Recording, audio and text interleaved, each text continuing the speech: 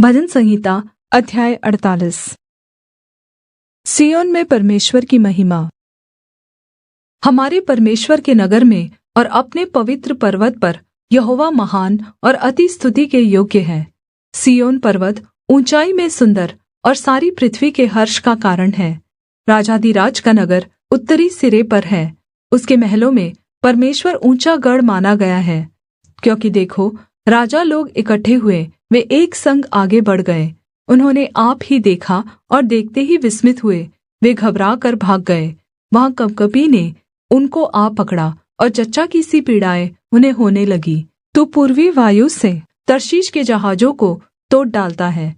सेनाओं के यहोवा के नगर में, अपने परमेश्वर के नगर में जैसा हमने सुना था वैसा देखा भी है। परमेश्वर उसको सदा दृढ़ और स्थिर रखेगा। हे परमेश्वर, हमने तेरे मंदिर के भीतर तेरी करुणा पर ध्यान किया है। हे परमेश्वर, तेरे नाम के योग्य तेरी स्तुति पृथ्वी की छोर तक होती है। तेरा दाहिना हाथ धार्मिकता से भरा है। तेरे न्याय के कामों के कारण सिय्योन पर्वत आनन्द करे और यहूदा के नगरों की पुत्रियां मगन हों। सिय्योन के चारों ओर चलो और उसकी परिक्रमा करो। उसके गुम्मटों को गिन लो, उसकी शहरपनाह पर दृष्टि लगाओ, उसके महलों को ध्यान से देखो, जिससे कि तुम आने वाली पीढ़ी के लोगों से इस बात का वर्णन कर सको। क्योंकि वह परमेश्वर सदा सर्वदा हमारा परमेश्वर है, वह मृत्यु तक हमारी अगुवाई करेगा। भजन संहिता अध्याय 49। धन पर भरोसा रखने की मूर्खता। हे देश देश के सब लोगों, यह सुनो। हे संसार के सब निवासियों, कान लगाओ।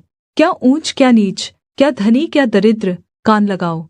मेरे मुँह से बुद्धि की बातें निकलेंगी और मेरे हृदय की बातें समझ की होंगी। मैं नीति वचन की ओर अपना कान लगाऊंगा। मैं वीणा बजाते हुए अपनी गुप्त बात प्रकाशित करूंगा। विपत्ति के दिनों में मैं क्यों डरूं?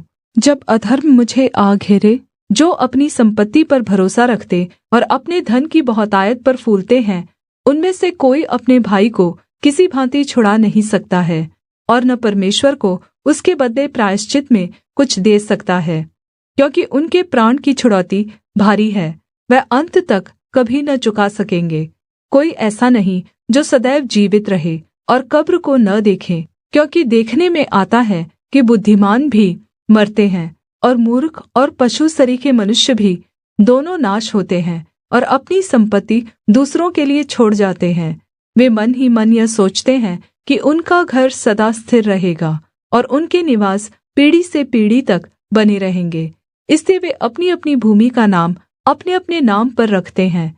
परंतु मनुष्य प्रतिष्ठा पाकर भी स्थिर नहीं रहता। वह पशुओं के समान होता है जो मर मिटते हैं। उनकी यह चाल उनकी मूर्खता है, तो भी उनके बाद लोग उनकी बातों से प्रसन्न होते हैं। वे अधोलोक की मानो भेड़ों का झुंड ठहराए गए हैं। मृत्यु उनका गड़रिया ठहरेगा और भोर को सीधे लोग उन पर प्रभुता करेंगे, और उनका सुंदर रूप अधोलोक का कौर हो जाएगा और उनका कोई आधार न रहेगा। परंतु परमेश्वर मेरे प्राण को अधोलोक के वश से छुड़ा लेगा। वह मुझे ग्रहण करके अपनाएगा।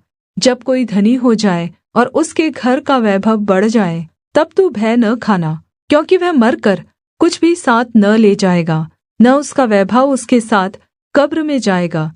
चाहे वह जीते जी अपने आप को धन्य कहता रहे। जब तू अपनी भलाई करता है, तब वे लोग तेरी प्रशंसा करते हैं। तो भी वह अपने पुरखाओं के समाज में मिलाया जाएगा, जो कभी उजियाला न देखेंगे। मनुष्य चाहे प्रतिष्ठित भी हो, परंतु यदि वे समझ नहीं रखते, तो वे पशुओं के समान हैं जो मर मिटते हैं। साथियों नमस्कार, मैं आपका अपना दोस्त नरेंद्र कुमार इस YouTube चैनल पर स्वागत करता हूं, और इसी प्रकार के अच्छे वचन सुनने व देखने के लिए हमारे चैनल को अब भी सब्सक्राइब करें, कमेंट करें और शेयर करना बिल्कुल ना भूलें। जी हाँ दोस्तों, इसी प्रकार के और अच्छे वचन सुनने के लिए हमारे चैनल को अब भी सब्सक्राइब करें।